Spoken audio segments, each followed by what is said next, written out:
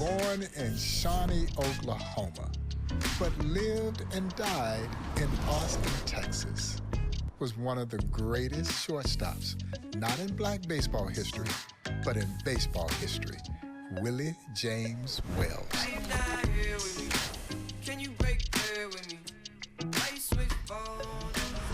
Or El Diablo, as he was known particularly in Mexico, a five-tool superstar in the Negro Leagues, because he was a power-hitting shortstop. And even though he drew comparisons to another guy who played in St. Louis, who many baseball fans celebrate, and rightfully so, the Wizard, the great Ozzie Smith. Go crazy, folks, go crazy!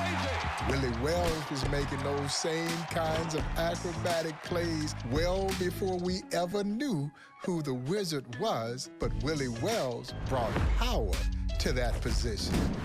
A rare commodity for a guy who only stood about 5'7" and weighed less than 170 pounds. And while he didn't have an exceptionally strong throwing arm, he had a quick release and had great hands, great range, and he could just get rid of that ball as fast as anyone has ever done it. That's part of the reason that you would hear the Mexican players tell you, don't hit it to shortstop because El Diablo is over there. Yeah, that was Willie Wells. Can you break there with me? Why you switch phone numbers like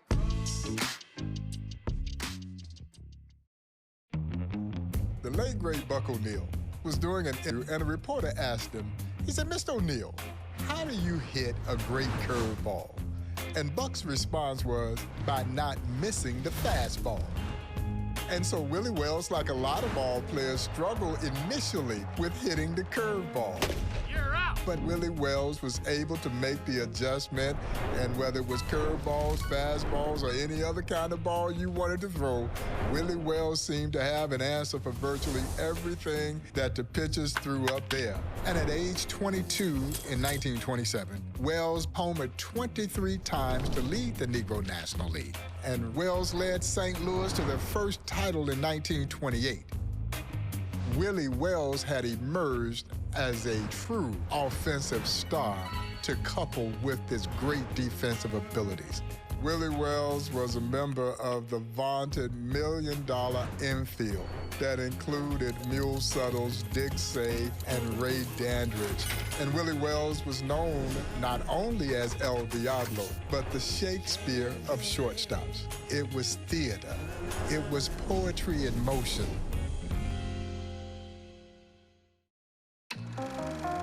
Not commonly known is that Willie Wells is the guy who is credited with having invented the batting helmet.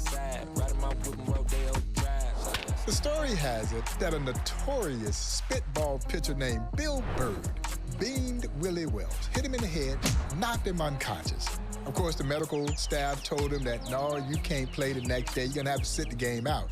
Now, you have to understand, this is in the playoffs. And apparently, they did not know how tenacious Willie Wells was.